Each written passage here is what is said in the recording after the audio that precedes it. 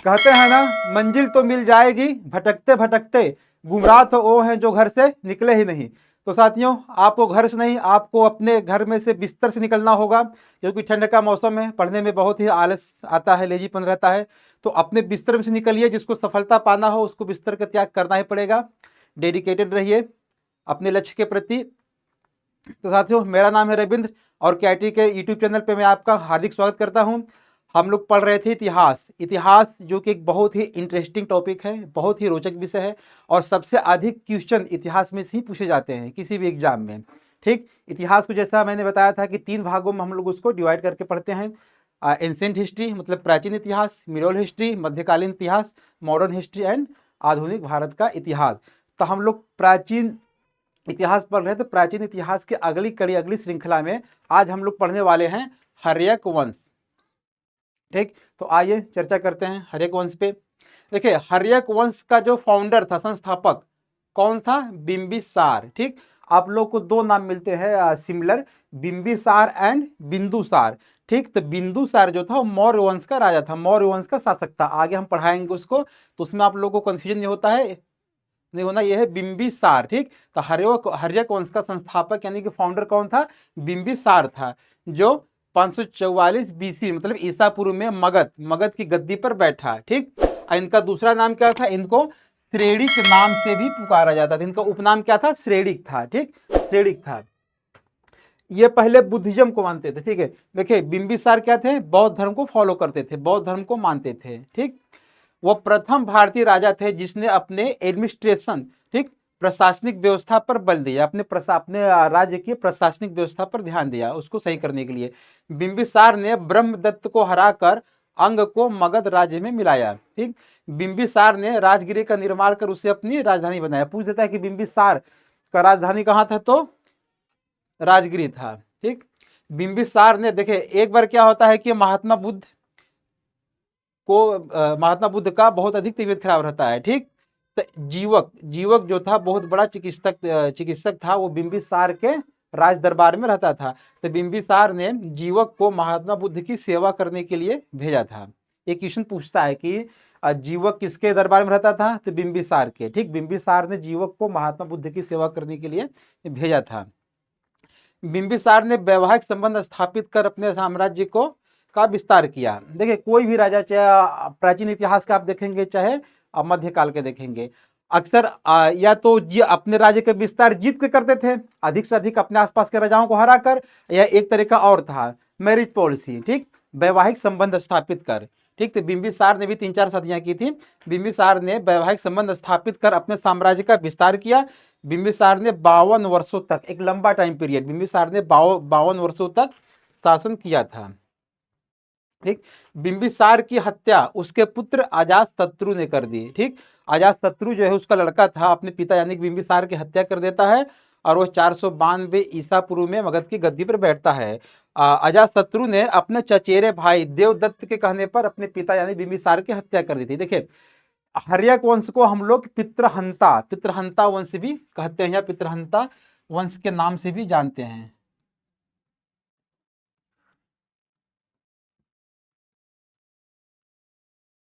ठीक, तो हर्यक वंश को हम लोग पितृहंता वंश के भी नाम से जानते हैं। जैसा कि बिंबिसार की हत्या उसके पुत्र किसने की? अजातशत्रु ने की। किसके कहने पे? अपने चचेरे भाई देवदत्त के कहने पे। अजातशत्रु का उपनाम क्या था? कुणिक था। देखिए, जैसे मैंने बिंबिसार का उपनाम बताया आपको, ऐसे श्रेणिक, ऐसे अजातशत्रु का भी उपनाम मिलता है, कुणिक था। एग्जाम में पूछ लिया जाता है। ठीक, इसका विवाह कौशल नरेश प्रसेनजीत की पुत्री वजीरा से हुआ था। अजातशत्रु का विवाह किससे हुआ था? कौशल नरेश। ठीक, कौशल नरेश प्रसेनजीत, कौशल के राजा थे प्रसेनजीत, उनकी पुत्री थी वजीरा, उनके साथ अजातशत्रु का विवाह हुआ था। प्रारंभ में जो जो अजातशत्रु थे, ये जैन धर्म को मानते थे, फिर बाद में क्या है, बुद्धिस्ट हो गए। ठीक, बाद में वो बौद्ध धर्म को मानने लगे। अजातशत्रु प्रारंभ में जैन धर्म को मानते थे, बाद में वो बौद्ध धर्म के अनुयायी बन गए, बौद्ध धर्म को मानने लगे। अजातशत्रु ने 32 वर्षों तक शासन किया। इन्होंने भी एक लंबा टाइम पीरियड तक शासन किया। अजातशत्रु ने 32 वर्षों तक मगध पर शासन किया। अजातशत्रु के मंत्री का नाम क्या था? वत्सकार था। ठीक, अजातशत्रु के मंत्री का नाम क्या था? वस्त्रकार था। इसी की सहायता से अजातशत्रु ने वैशाली पर विजय प्राप्त की थी। मतलब वैशाली पर अजातशत्रु की विजय प्राप्त करने में वस्त्रकार ने बहुत हेल्प किया था। ठीक, जो उनका एक मंत्री था। किसका मंत्री था? अजातशत्रु का मंत्री था। 461 ईसा पूर्व में 461 ईसा पूर्व में अपने पिता की हत्या कर उदयन, ठीक, जैसे मैंने बताया था कि पितृहंता, पिता की हत्या, जैसे कि बिंबिसार की हत्या उसके पुत्र अजातशत्रु ने की गद्दी प्राप्त करने के लिए।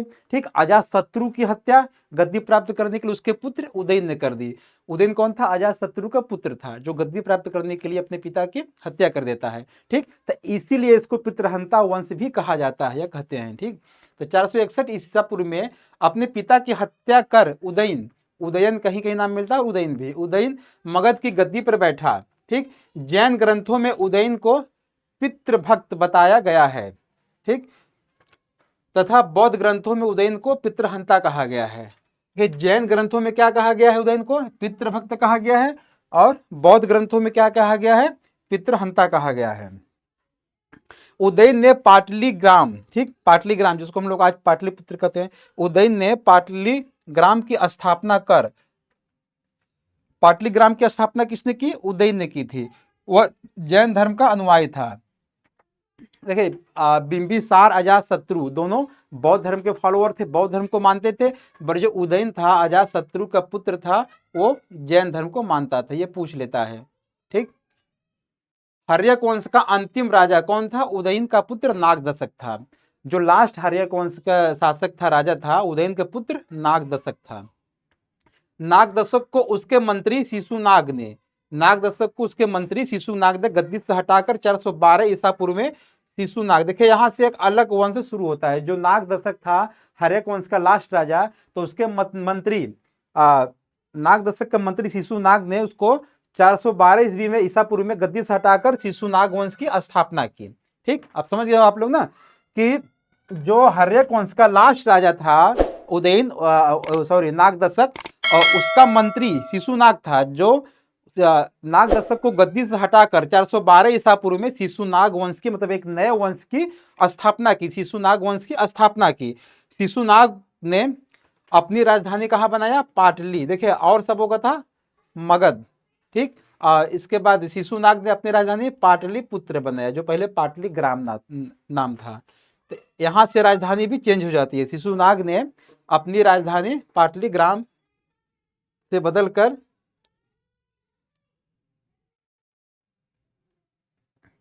वैशाली में स्थापित की। शुरू में पाटलीग्राम ही था, बट राजा बनने के कुछ दिनों बाद अपनी राजधानी को ट्रांसफर कर देता है, सामरिक दृष्टि से वैशाली में स्थापित करता है। ठीक, तो पाटली पुत्र से कहा?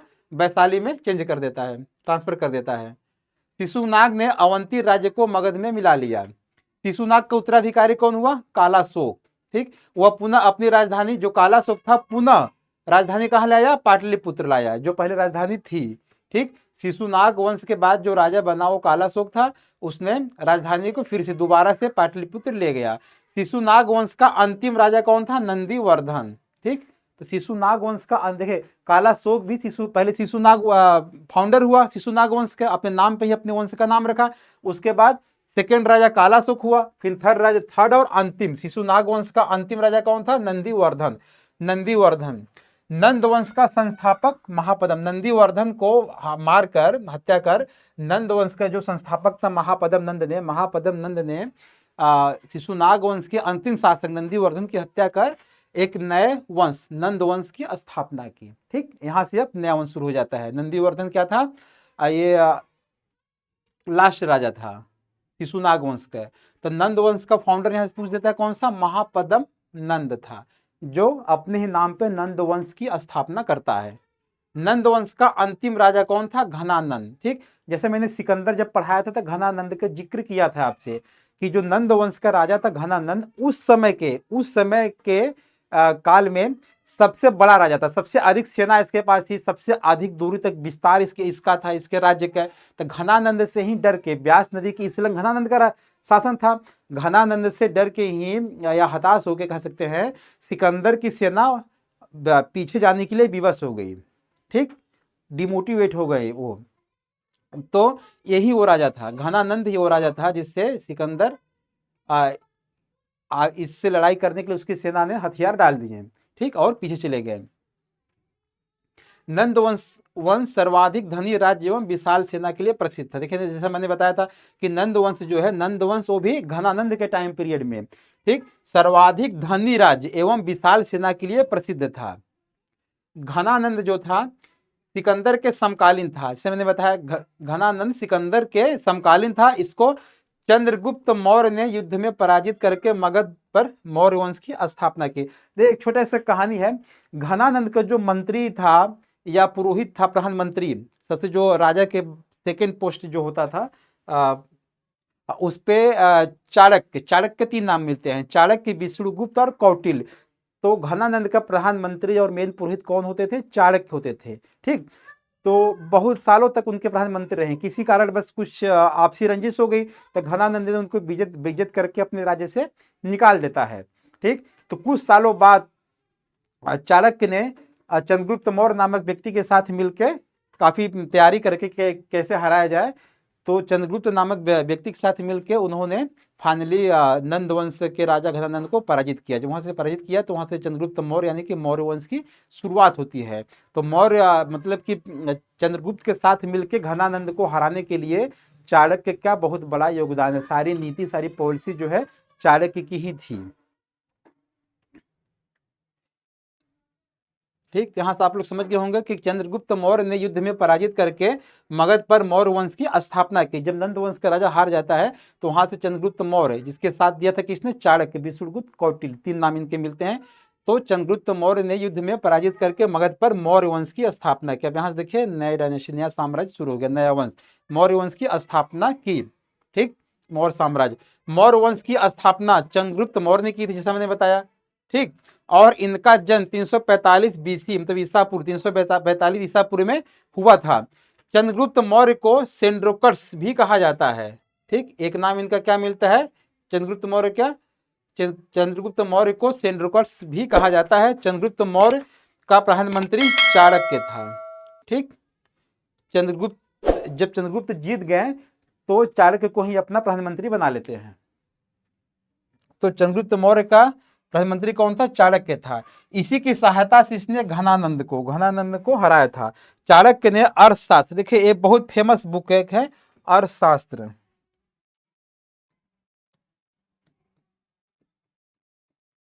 ठीक। नाम सुनने में अर्थशास्त्र है बट इसमें क्या दिया गया है? पॉलिटी के बारे में दिया गया है, ठीक। तो चाणक्य पूछ देता है कि अर्थशास्त्र की रचना किसने की थी? चाणक्य ने की थी। चाणक्य से मैंने बताया कि विष्णुगुप्त, कौटिल्य, 3 नाम मिलते हैं। इसको आप लोग बार बार मैं इसीलिए बता रहा हूं कि इससे क्वेश्चन पूछे जाते हैं उनके अन्य नाम क्या था, ठीक। तो अर्थशास्त्र जो पुस्तक थी उसकी रचना किसने की थी? चाणक्य ने की थी। वो नाम तो इसका अर्थशास्त्र। अब आप लोग सोचेंगे कि अर्थशास्त्र नाम है तो इसमें इकोनॉमी मतलब पैसे के बारे में बातचीत हुआ होगा, ठीक। बट ऐसा नहीं है, उसमें पॉलिटी और उस समय के समाज के बारे में, उस समय के राज व्यवस्था के बारे में लिखा गया उस किताब में। तो ये भी पूछ लेता है कि अर्थशास्त्र में किस विषय पर लिखा गया, या अर्थशास्त्र किस विषय की किताब है, किस विषय के बारे में उसमें उल्लेख किया गया है, लिखा गया है, ठीक ना। तो अर्थशास्त्र का राइटर कौन था? चाणक्य था। और अर्थशास्त्र में पॉलिटी मतलब उस समय के राज व्यवस्था के बारे में लिखा गया है। तो चाणक्य ने अर्थशास्त्र नामक पुस्तक लिखी। इस पुस्तक का संबंध राजनीति से है। तक्षशिला धनुर्विद्या तथा वैदक की शिक्षा के लिए, मतलब तक्षशिला जो है धनुर्विद्या और वैद्य की शिक्षा के लिए पूरे विश्व में प्रसिद्ध था, ठीक। चंद्रगुप्त मौर्य ने अपनी सैनिक शिक्षा यहीं से प्राप्त की थी। कहां से? तक्षशिला से प्राप्त की थी। कौशल के राजा, जैसे मैंने बताया कि तक्षशिला धनुर्विद्या तथा वैद्य की शिक्षा के लिए पूरे विश्व में प्रसिद्ध था। चंद्रगुप्त मौर्य ने अपनी सैनिक शिक्षा यहीं से प्राप्त की थी, ठीक। कौशल के राजा प्रसेनजीत मगध का राजवैद्य जीवक, देखिए कौशल के राजा प्रसेनजीत मगध के राजवैद्य जीवक चाणक्य ने भी यहीं पर शिक्षा प्राप्त की थी, यानी कि तक्षशिला बहुत फेमस था। चंद्रगुप्त मौर्य 322 ईसा पूर्व में मगध की राजगद्दी पर बैठा। एक डेट आप लोगों को याद रखना है कि चंद्रगुप्त मौर्य जो है 322 ईसा पूर्व में मगध की राजगद्दी पर बैठा। चंद्रगुप्त मौर्य जैन धर्म का अनुयायी था, ठीक। चंद्रगुप्त मौर्य किस, देखे उस समय मेजर मतलब अधिक जो फेमस धर्म तो कई थे हमारे देश में, मगर जो उस समय के पॉपुलर थे जैन धर्म और बौद्ध धर्म, ठीक। तो चंद्रगुप्त मौर्य क्या था, जैन मतानुयायी था, जैन धर्म को मानता था, फॉलो करता था। ठीक, जैन धर्म का अनुयायी था। इसका धार्मिक गुरु कौन था, भद्रबाहु। चंद्रगुप्त जो है भद्रबाहु से डिबेट होने पे उनसे प्रभावित होकर जैन धर्म को मानने लगे, वो जैन धर्म के अनुयायी बन गए। तो ये पूछ लेता है, ठीक, कि धार्मिक गुरु कौन थे, चंद्रगुप्त मौर्य के धार्मिक गुरु कौन थे, तो भद्रबाहु थे। चंद्रगुप्त मौर्य 305 ईसा पूर्व में सेल्यूकस निकेटर, ठीक, सेल्यूकस निकेटर को हराया। चंद्रगुप्त मौर्य ने 305 ईसा पूर्व में सेल्यूकस निकेटर कौन था, मैंने बताया था सिकंदर का मंत्री या सेनापति था, सिकंदर का सेनापति। चंद्रगुप्त मौर्य ने 305 ईसा पूर्व में सेल्यूकस निकेटर को हराया। ठीक, चंद्रगुप्त मौर्य की सेना 6 भागों में बटी थी। सेल्यूकस निकेटर ने अपने पुत्री कार्नेलिया की शादी चंद्रगुप्त मौर्य के साथ कर दी। पूछ देता है कि सेल्यूकस निकेटर किसका सेनापति था, मैंने जैसे सिकंदर पिछली क्लास में पढ़ाया था तो बताया था कि सिकंदर का ये मेन सेनापति था। तो सेल्यूकस निकेटर जो है अपनी पुत्री कार्नेलिया की शादी किससे करता है, चंद्रगुप्त मौर्य के साथ कर देता है। ठीक, कार्नेलिया का दूसरा नाम हेलेना था, कार्नेलिया के एक नाम और था हेलेना। ठीक, मेगास्थनीज जो सेल्यूकस निकेटर का राजदूत था, देखिए मेगास्थनीज बहुत ही एक फेमस नाम है। मेगास्थनीज जो सेल्यूकस निकेटर का क्या था, राजदूत था। मेगास्थनीज जो सेल्यूकस निकेटर का राजदूत था, यह चंद्रगुप्त मौर्य के दरबार में रहा करता था। अब ये पूछ सकता है कि जो मेगास्थनीज था सेल्यूकस निकेटर का राजदूत कहाँ रहता था, तो चंद्रगुप्त मौर्य के दरबार में रहता था। राजदूत किसका था, सेल्यूकस निकेटर का, रहता कहाँ था, चंद्रगुप्त मौर्य के दरबार में रहता था। ठीक, तो मेगास्थनीज जो सेल्यूकस निकेटर का राजदूत था, यह चंद्रगुप्त मौर्य के दरबार में रहता था। मेगास्थनीज ने इंडिका, पूछ देता है कि इंडिका किसकी पुस्तक है, इसके रचनाकार कौन है, लेखक, राइटर, तो मेगास्थनीज है। ठीक, तो इंडिका किताब हो गया, अर्थशास्त्र हो गया, ऐसे बुक के नाम पूछ लिए जाते हैं कि उनके राइटर कौन है। तो मेगास्थनीज ने इंडिका, ठीक, मेगास्थनीज ने इंडिका नामक पुस्तक लिखी थी। मेगास्थनीज ने इंडिका नामक पुस्तक लिखी। मेगास्थनीज ने भारतीय समाज को 7 जातियों, जैसा उन्होंने मेगास्थनीज ने अपने हिसाब से एनालिसिस किया था, तो उन्होंने भारतीय समाज को 7 जातियों में विभक्त किया था। अपनी किताब में बताया है कि भारतीय समाज जो है 7 जातियों में डिवाइड है। ठीक, इसने पाटलिपुत्र को पालीबोथा कहा है। मेगास्थनीज ने पाटलिपुत्र को क्या कहा है, पालीबोथा कहा है, पाटलिपुत्र को।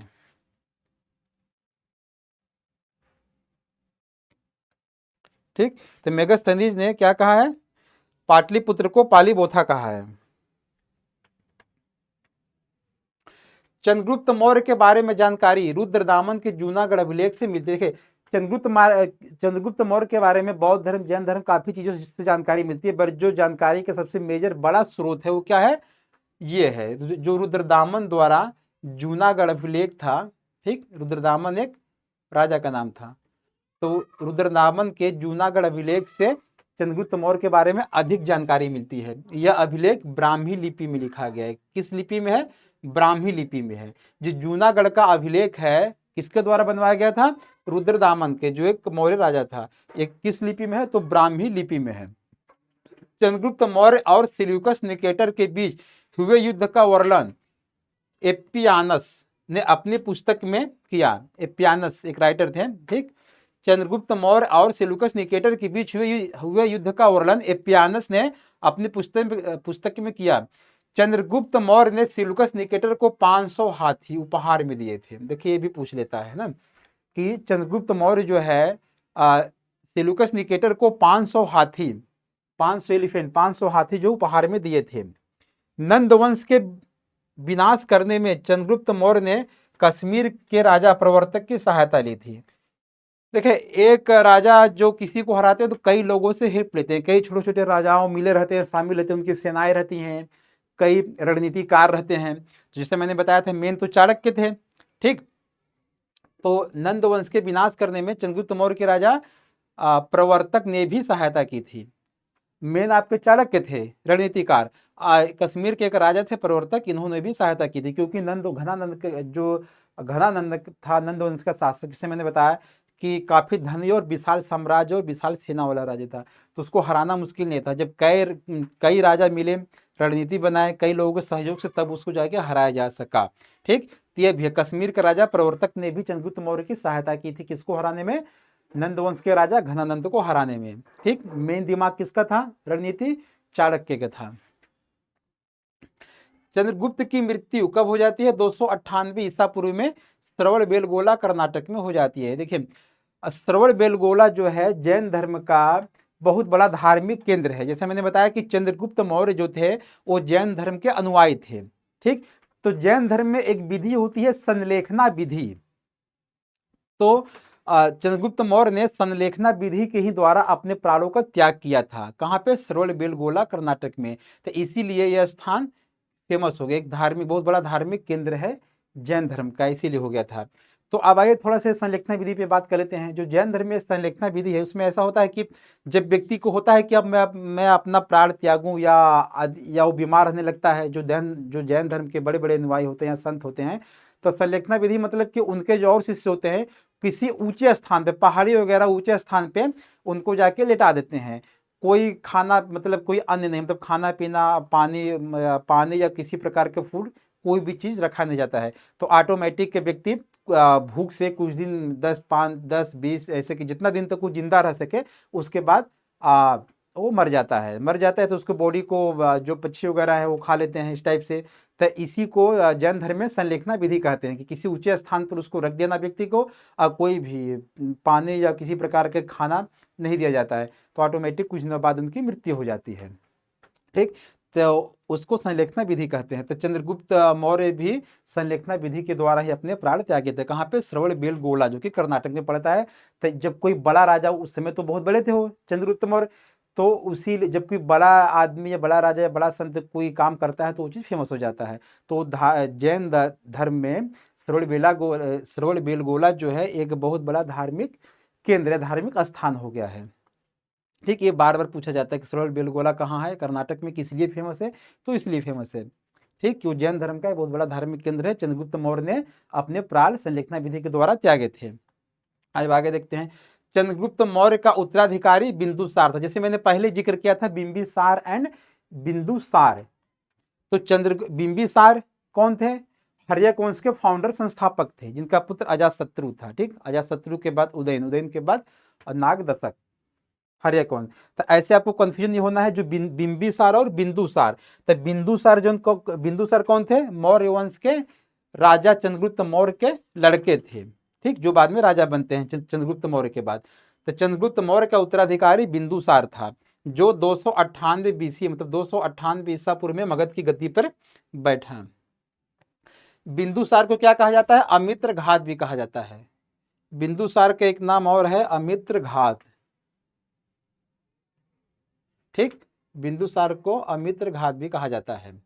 अमित्र घात का अर्थ है शत्रु विनाशक। बस आपको ये नाम याद रखना है कि किसका अन्य नाम क्या था। बिंदुसार का नाम अमित्र घात, ठीक, जो सेकेंड नाम है। बिंदुसार जो है आजीवक संप्रदाय के अनुयायी थे। किसके? आजीवक संप्रदाय के अनुयायी थे।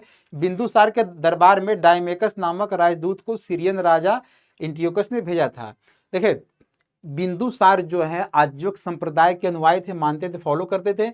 बिंदुसार के दरबार में डायमेकस नामक दो राजदूत था, उसको सीरियन राजा ने भेजा था। सीरियन राजा ने अपने राजदूत किसको? डायमेकस को कहाँ भेजा था? बिंदुसार के दरबार में भेजा था। अब समझ गया ना कि जो सीरियन राजा थे, सीरिया का राजा था, उसने अपने राजदूत डायमेकस को कहाँ भेजा? बिंदुसार के दरबार में भेजा था। तो ये पूछ सकता है कि डायमेकस कहाँ के थे या किसके राजदूत थे? तो सीरियन राजा, सीरिया के राजा एंटियोकस के, सीरिया के राजा एंटियोकस के राजदूत थे, और उन्होंने डायमेकस को कहाँ भेजा? बिंदुसार के दरबार में भेजा। पूछ सकता है कि किसके राजदूत थे। बौद्ध विद्वान तारानाथ ने बिंदुसार को 16 राज्यों का विजेता बताया है। देखिए, बौद्ध एक दार्शनिक हैं, विद्वान है तारानाथ, उन्होंने बिंदुसार को 16 राज्यों, ठीक ना, 16 राज्यों का विजेता बताया है। 16 राज्यों का विजेता, यानी कि बहुत बड़ा शासक, बहुत बड़ा राजा। जैन ग्रंथों में बिंदुसार को सिंहसेन भी कहा गया है। जैन ग्रंथों में बिंदुसार को क्या कहते हैं? सिंहसेन भी कहते हैं। ठीक, तो जैन ग्रंथों में बिंदुसार को सिंहसेन भी कहा गया है। तक्षशिला में हुए विद्रोह को दबाने के लिए बिंदुसार ने अशोक को भेजा था। अब देखिए, अशोक जो एक महान राजा आगे चल के होता है, किसका लड़का था? वो बिंदुसार का लड़का था। मौर्य साम्राज्य मौर्य वंश का जो सेकेंड राजा बिंदुसार था, बिंदुसार के पिता कौन थे? चंद्रगुप्त मौर्य, जो मौर्य वंश के फाउंडर थे। तो मौर्य वंश के फाउंडर होंगे चंद्रगुप्त मौर्य, उनका लड़का बिंदुसार, बिंदुसार का लड़का अशोक। ठीक, आपको सीक्वेंस क्रम याद रखना है। तो बिंदुसार ने तो तक्षशिला में जो विद्रोह हुआ था, तो उस विद्रोह को दबाने के लिए बिंदुसार ने अपने पुत्र अशोक को भेजा था। ठीक, अशोक को भेजा। तक्षशिला विद्रोह का मुख्य कारण क्या था? अधिकारियों का दुर्व्यवहार था। जो अधिकारी पब्लिक के साथ मिसबिहेव करते थे, दुर्व्यवहार करते थे। ठीक, तो अशोक को भेजा था बिंदुसार ने उस विद्रोह को दबाने के लिए। अब यहाँ से पढ़ेंगे हम लोग अशोक, जो एक महान शासक होते हैं, मौर्य वंश के राजा हैं। बिंदुसार का उत्तराधिकारी अशोक महान हुए, अशोक महान। ठीक, 269 ईसा पूर्व में मगध की राजगद्दी पर बैठे। कब बैठे हैं? 269 टू 69 बीसी में मगध की, मतलब 269 ईसा पूर्व में मगध की राजगद्दी पर बैठे। अशोक ने कश्मीर में श्रीनगर बसाया। श्रीनगर देखिए आज भी बहुत फेमस है श्रीनगर। तो श्रीनगर किसने बसाया था? अशोक ने बसाया था। ठीक, तो श्रीनगर की स्थापना किसने की थी? मौर्य वंश के राजा अशोक ने की थी। अशोक ने नेपाल में ललितपत्तन नगर बसाया। नेपाल में अशोक ने श्रीनगर के साथ साथ नेपाल में ललितपत्तम नगर भी बसाया। राजगद्दी पर बैठने के समय अशोक अवंती का राजा था। राजगद्दी पर बैठने के समय अशोक कहाँ के राज्यपाल थे? गवर्नर। राज्यपाल मतलब अवंती के गवर्नर थे, मतलब राज्यपाल थे। मास्की एवं गुर्जरा अभिलेख में, ठीक, मास्की एवं गुर्जरा अभिलेख में अशोक का नाम क्या मिलता है?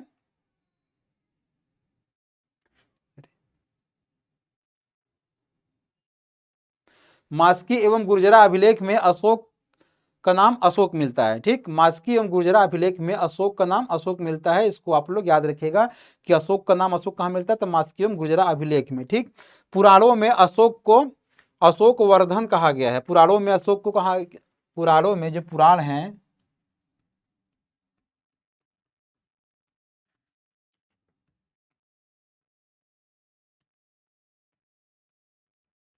पुराणों में अशोक को क्या कहा गया है? अशोक वर्धन।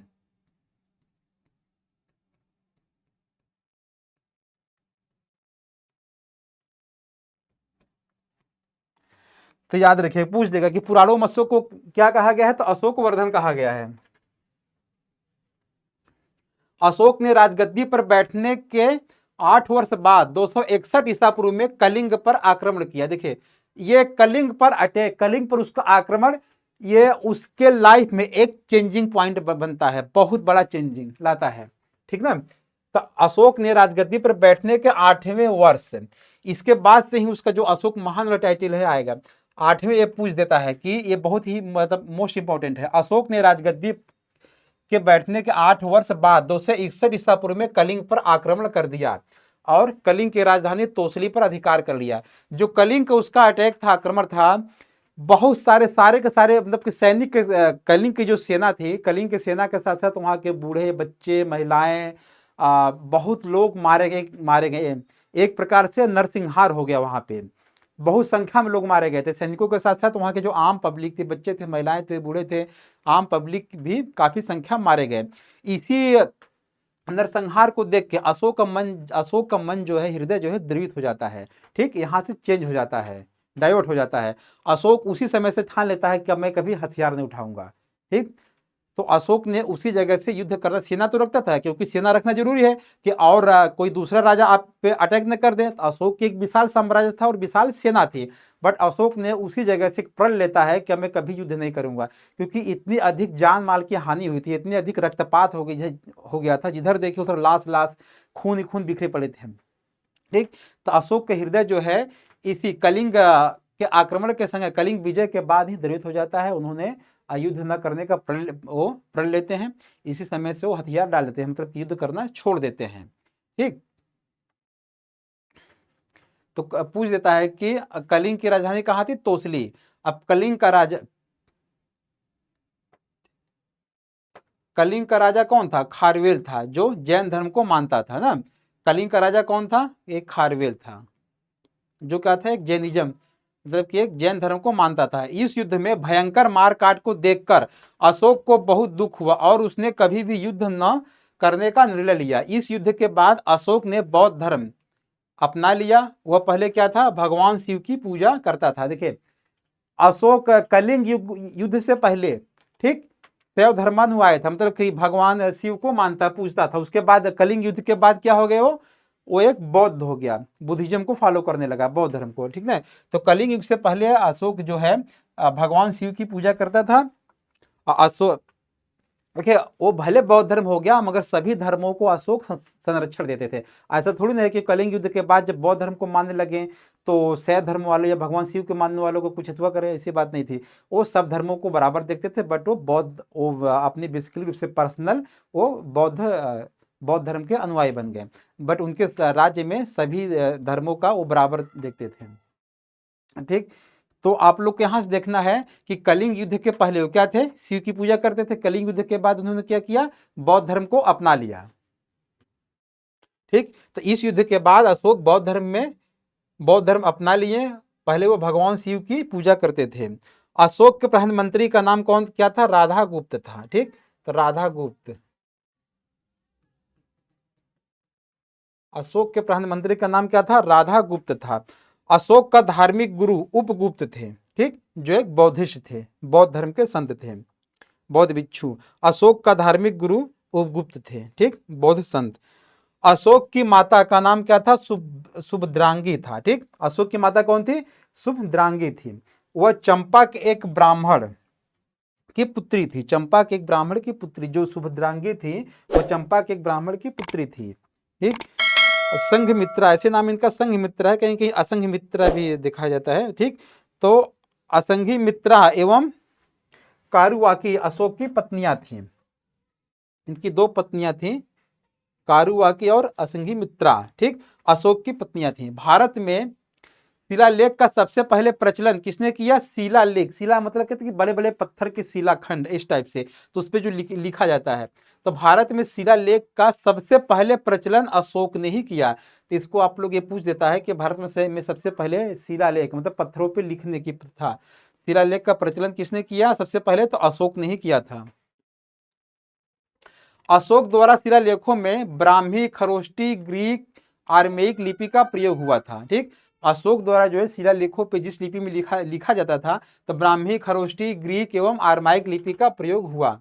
अशोक ने बौद्ध धर्म के प्रचार के लिए अपनी पुत्री संघमित्रा को श्रीलंका भेजा और पुत्र महेंद्र को। देखिए अशोक ने बौद्ध धर्म का प्रचार काफी अलग कंट्री में, अलग देशों में भी करवाया था। तो उन्होंने श्रीलंका में बोधि वृक्ष का कलम लेके, मतलब जो काट के जाके लगाया जाता है, तो बोधि वृक्ष के कलम के साथ अपने पुत्र महेंद्र और पुत्री संघमित्रा को उन्होंने श्रीलंका भेजा था बौद्ध धर्म के प्रचार करने के लिए। पूछ देता है कि अशोक के पुत्री क्या नाम था, संघमित्रा, पुत्र का क्या नाम था, महेंद्र।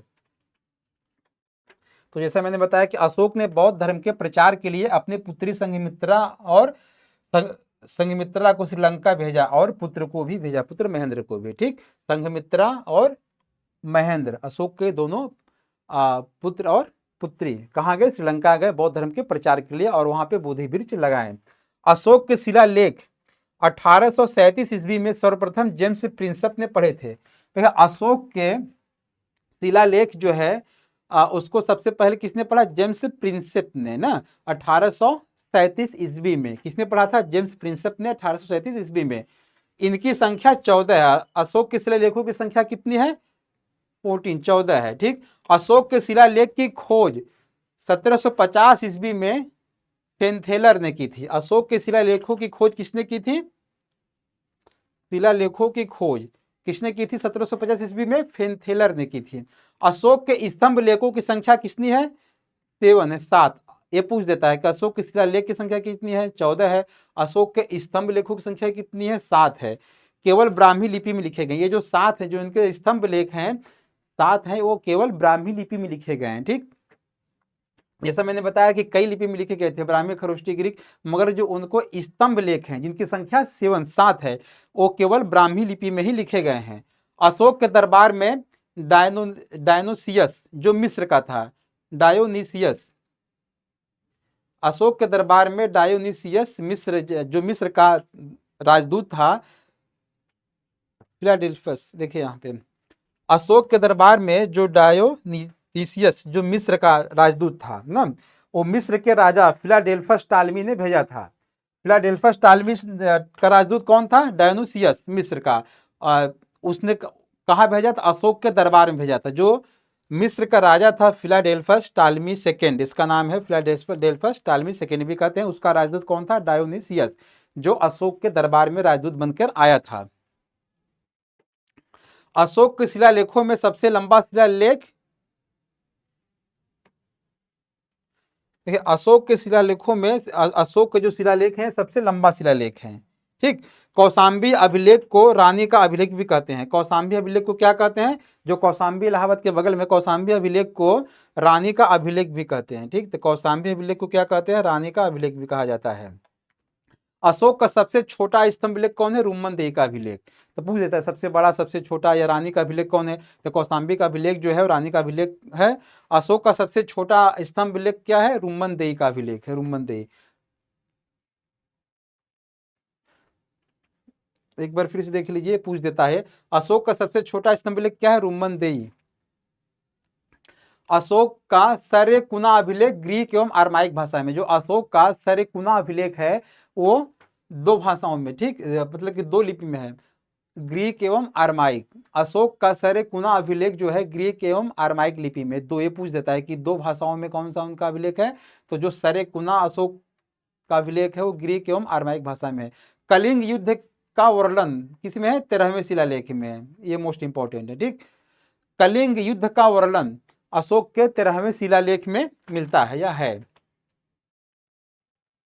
अर्थशास्त्र में शीर्षस्थ अधिकारी को तीर्थ महामात्र कहा जाता है। जो मौर्य वंश में सबसे टॉप का ऑफिसर होता था, अधिकारी होता था, मतलब शीर्षस्थ, तो उसको अर्थशास्त्र में क्या कहा गया? महामात्र कहा गया। महामात्र मतलब कि जो मौर्य वंश में सबसे टॉप का मंत्री अधिकारी हुआ करता था। ठीक, तो अर्थशास्त्र में शीर्षस्थ अधिकारी को तीर्थ क्या कहते हैं? तीर्थ या महामात्र कहते हैं। इनकी संख्या 18 थी, जो अलग अलग विभागों के हेड हुआ करते थे, अलग अलग डिपार्टमेंट के।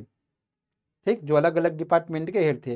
प्रशासन की सबसे छोटी इकाई ग्राम थी, जैसा आज भी है गांव, जिसे हम लोग गांव कहते हैं, ग्राम कहते हैं, जहाँ के मुखिया को प्रधान कहते हैं।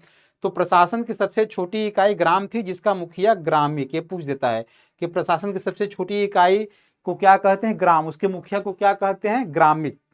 ठीक, तो प्रशासन की सबसे छोटी इकाई ग्राम थी, जिसका मुखिया ग्रामिक कहलाता था। अशोक के समय में मौर्य साम्राज्य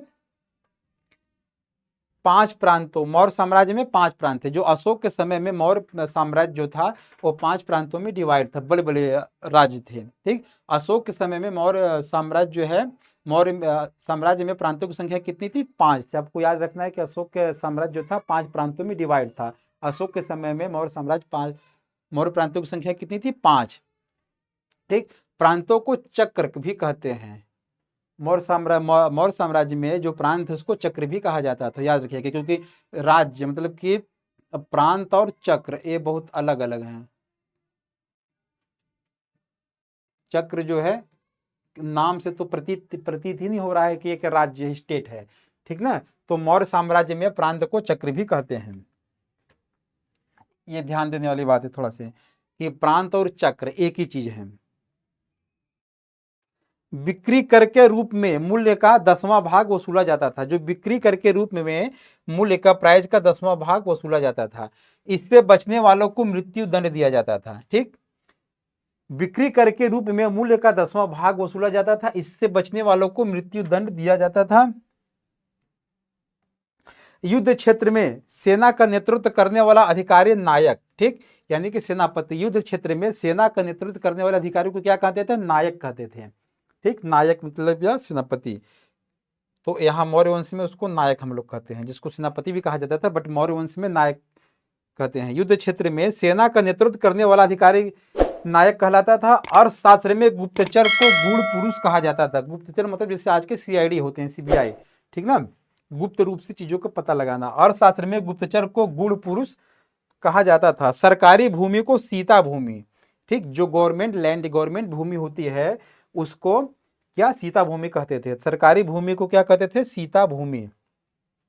मौर्य वंश में मौर्य शासन जो है 137 वर्षों तक रहा, काफी लंबा टाइम पीरियड रहा। मौर्य साम्राज्य जो था बहुत बड़ा साम्राज्य था, उसका टाइम पीरियड बहुत लंबा था। मतलब कितना? 137 वर्षों तक उसके राजाओं ने शासन किया। ठीक, मौर्य वंश का अंतिम शासक कौन था? बृहद्रथ। ठीक, मौर्य वंश का अंतिम शासक कौन था? बृहद्रथ था। बृहद्रथ के जो एक सेनापति था पुष्यमित्र शुंग ना, तो पुष्यमित्र शुंग ने अपने राजा बृहद्रथ की हत्या करके एक नया वंश शुंग वंश की स्थापना की। ठीक, जो मौर्य वंश का लास्ट राजा बृहद्रथ था उसका सेनापति कौन था? पुष्यमित्र शुंग। तो पुष्यमित्र शुंग ने बृहद्रथ को मार के उसकी हत्या करके नए वंश की पुष्यमित्र शुंग ने बृहद्रथ को की हत्या करके एक नए वंश शुंग वंश की स्थापना की। शुंग वंश को ब्राह्मण वंश भी कहते हैं। ठीक, तो मौर्य साम्राज्य की अब यहाँ देखते हैं मौर्य साम्राज्य की मुद्रा क्या थी? पड़ थी। मौर्य साम्राज्य की मुद्रा पड़ थी। अशोक का नाम देव नाम प्रिय, देवताओं का प्रिय। ठीक, उसको अशोक प्रियदर्शी भी कहा जाता है। अशोक प्रियदर्शी, अशोक का एक नाम ये भी मिलता है, अशोक प्रियदर्शी।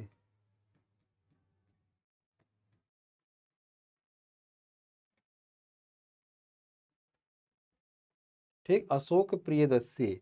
तो अशोक का नाम देव नाम प्रिय, देवताओं को प्रिय, या अशोक प्रियदर्शी भी मिलता है ना। तो अशोक का नाम देव नाम प्रिय मतलब कि देवताओं का प्रिय है।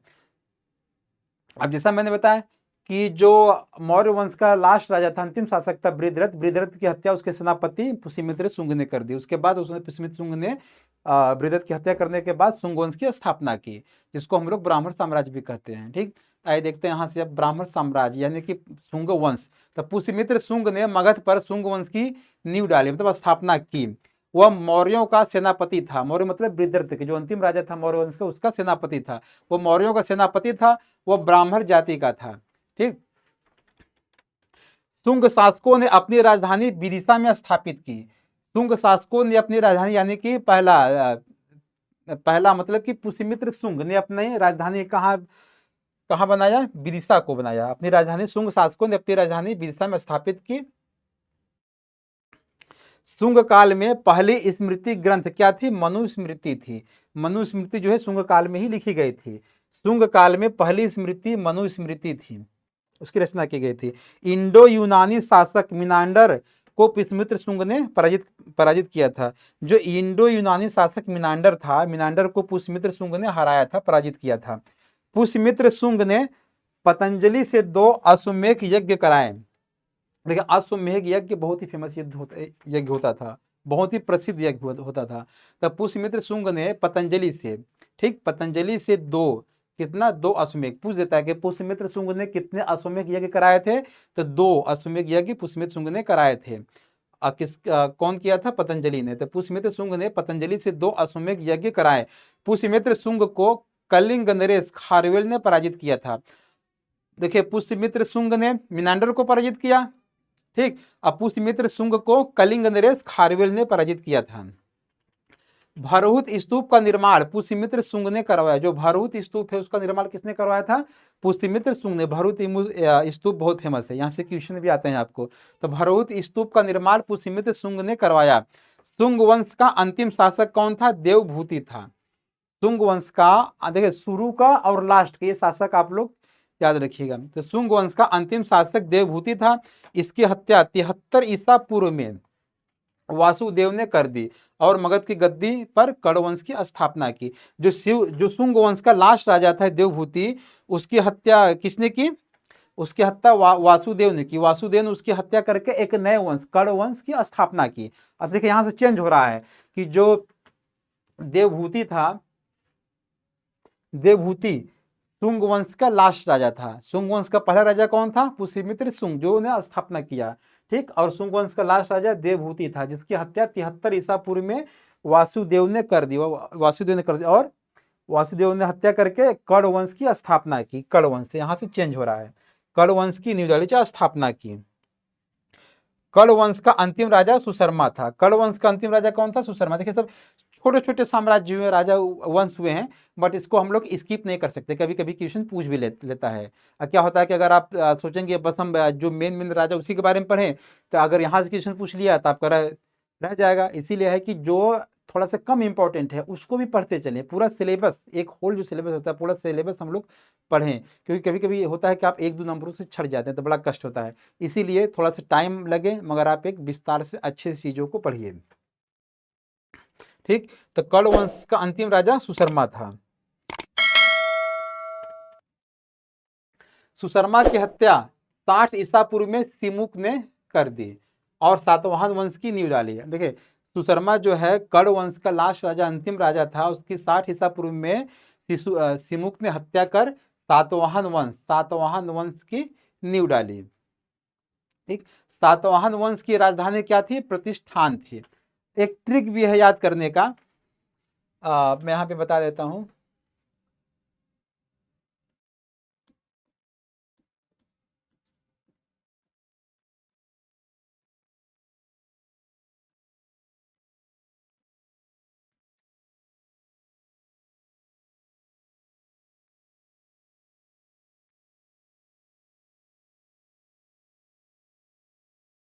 हसीन मासुका 7, हसीन से हर्यक वंश, कभी कभी वंश का सीक्वेंस पूछ लेता है।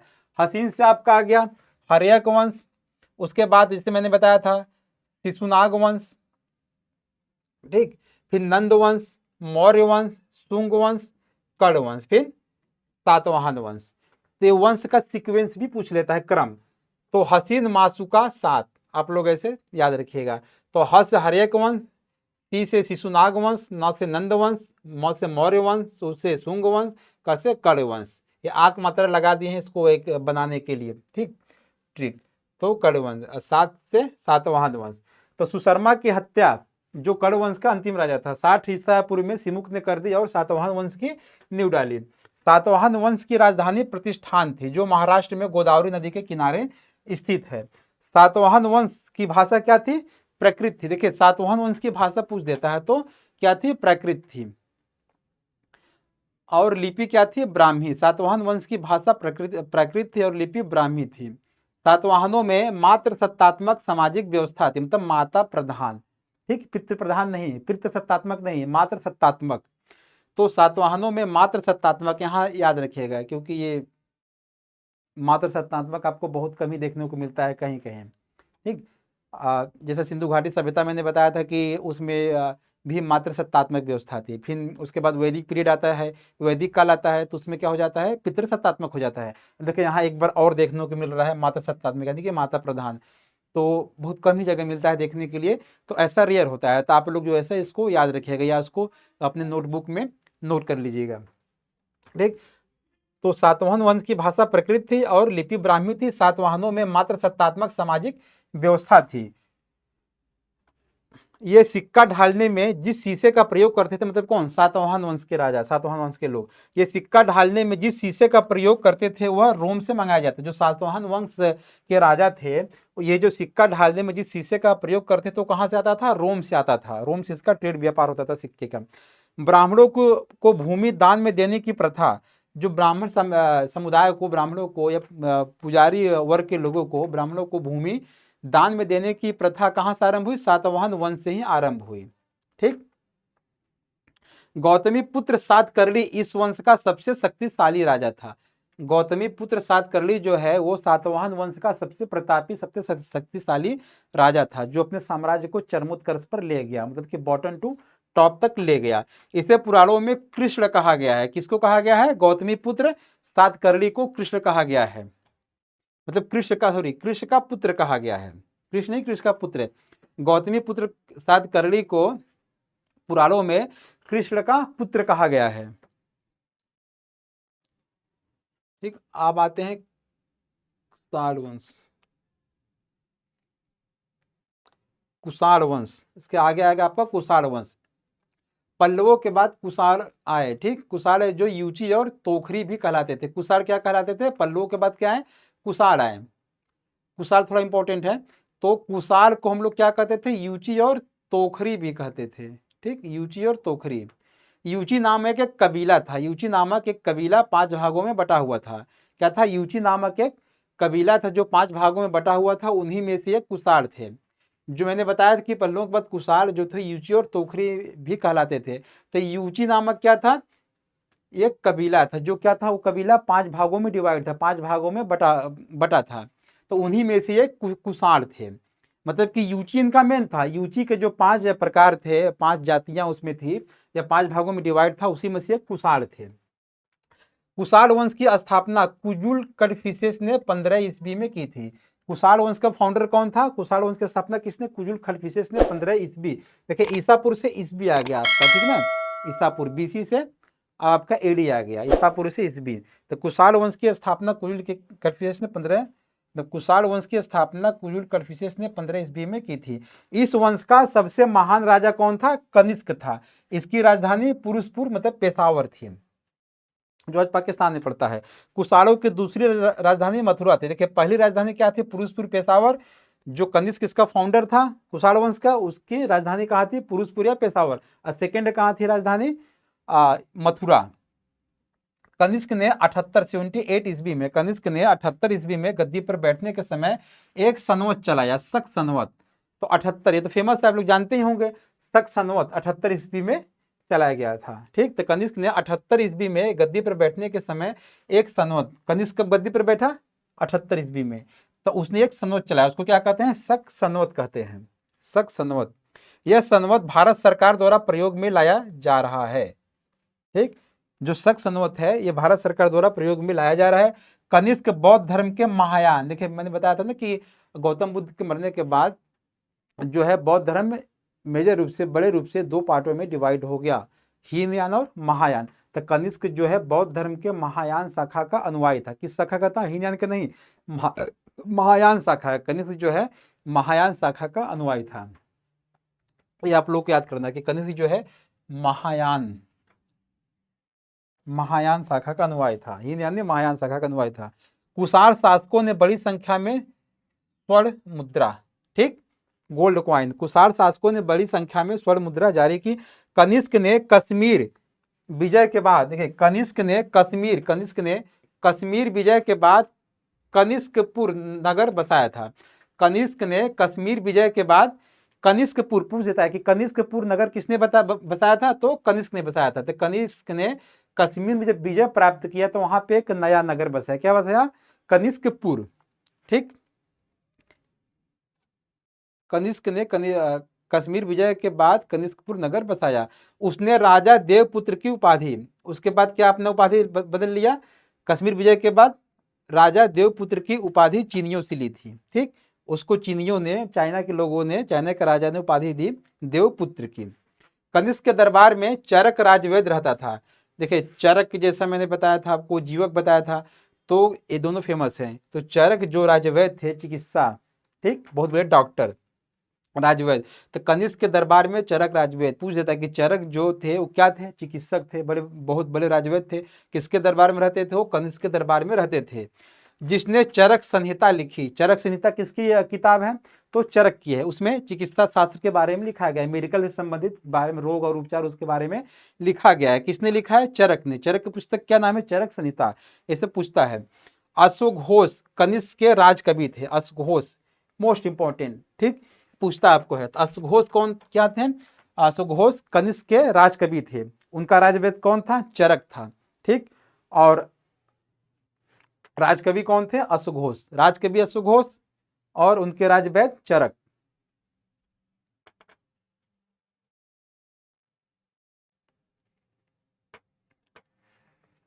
तो ठीक है साथियों, आप लोगों ने देखा, आई होप कि आप लोगों को वीडियो पसंद आया होगा। काफ़ी इसमें आपको फैक्ट मिलेगा, जितना मैंने पढ़ाया है हर्यक वंश से लेके आपको कुषाण वंश तक, तो काफ़ी आप लोगों को फैक्ट देखने को मिलेगा। काफ़ी क्वेश्चन ये सब टॉपिक से पूछे भी जाते हैं, इसको आप लोग स्किप नहीं कर सकते हैं। सबसे अच्छा होगा कि इस वीडियो को आप लोग 2-3 बार देखिए, फिर साथ साथ आप लोग इसको अपने नोटबुक पे इसको लिखते चलिए। जो फैक्ट है, जो इसे क्वेश्चन है, आप लोग लिखते चलिए। अब वीडियो भी बहुत अधिक लंबा नहीं है, आप लोग आसानी से इसको 2-3 बार देख के याद कर सकते हैं, पढ़ सकते हैं। इसको वीडियो देखने के साथ साथ आप लोग इसको नोटबुक या नोट्स भी बनाते चलिएगा, तो आप लोग को अच्छे से तैयार हो जाएगा। तो अगर पसंद आया हो वीडियो हमारा, तो आप चैनल को सब्सक्राइब करिए, लाइक करिए और शेयर भी करना न भूलिए, ठीक है। तो मिलते हैं अगली वीडियो में, धन्यवाद। एक बार और कहते हैं ना कि मंजिल तो मिल जाएगी भटकते भटकते, गुमराह तो वो हैं जो घर से निकले ही नहीं। बार बार मेरा कहने का उद्देश्य यही है कि हर मौसम हमको खराब लगता है। गर्मी आएगी तो होगा कि बहुत गर्मी हो रही है, कैसे पढ़ें। ठंडी आएगी तो होता है कि बहुत ठंड लग रहा है, कैसे पढ़ें। बट मौसम को एक तरफ करते हुए आप अगर 4 से 5 घंटे भी लगातार कंटिन्यू, आप पता चले कि किसी ने 12 घंटा पढ़ लिए, 16 घंटा, 15 घंटा पढ़ लिए, 14 घंटा, 10 घंटा, उससे फ़र्क नहीं है। आप 4 ही 5 घंटे लगातार कंटिन्यूटी 5-6 मंथ स्टडी करिए, पढ़िए, तो आपका सारा सिलेबस अच्छे से कंप्लीट हो जाएगा। सिलेबस होने के साथ आप टेस्ट आगे करते रहिए, तो सफलता आपको 8 से 9 महीने की तैयारी करने में, वनडे एग्जाम तो आप फाइट कर सकते हैं, बीट कर सकते हैं, निकाल सकते हैं। ठीक, बहुत बड़ा सिलेबस नहीं होता है वनडे एग्जाम का। तो किसी भी परिस्थिति में आलस को छोड़िए आप। ठीक है साथियों, तो इसी से हम आप मिलते हैं अगले वीडियो में, विदा लेते हैं आपसे। तो एक बार और कहता हूँ, अगर वीडियो पसंद आया हो तो आप लोग इसको चैनल को सब्सक्राइब करिए, ताकि हमारा भी मनोबल बढ़ा रहे, और उसको शेयर करना मत भूलिएगा। और कोई भी समस्या हो, कोई भी नहीं समझ रहा, तो आप कमेंट बॉक्स में कमेंट कर सकते हैं। धन्यवाद।